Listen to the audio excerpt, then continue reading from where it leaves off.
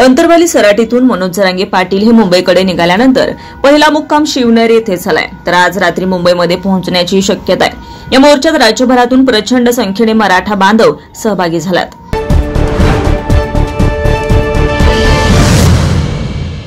मुंबईकडे निघाल्यानंतर मनोज जरांगे पाटील हे शिवनेरी किल्ल्यावर पोहोचताच शिवनेरीची माती कपाळाला लावली आहे।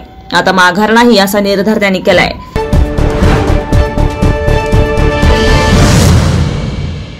फुलंब्री तालुक्यातील टाकळी कोलते येथील 25 वर्षीय युवकाची आत्महत्या झाली आहे। गोपीनाथ तेजराव कोलते असं या युवकाचं नाव असून मराठा समाजाला आरक्षण मिळत नसल्यानं आत्महत्या केल्याची चर्चा आहे। पुढील तपास वडोद बाजार पोलीस करतायत।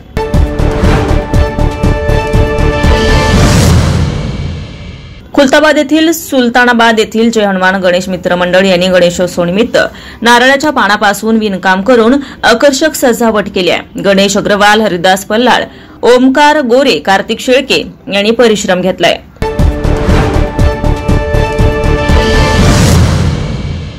मराठा आरक्षणासाठी मनोज जरांगे पाटील यांच्यासह मुंबईकडे निघालेल्या मोर्चात फुलंब्री तालुक्यातील हजारो मराठा बांधव सहभागी झालेत। वडोद खुर्द वाडीतील अनेक बांधव गाडीने मुंबईकडे निघालेत।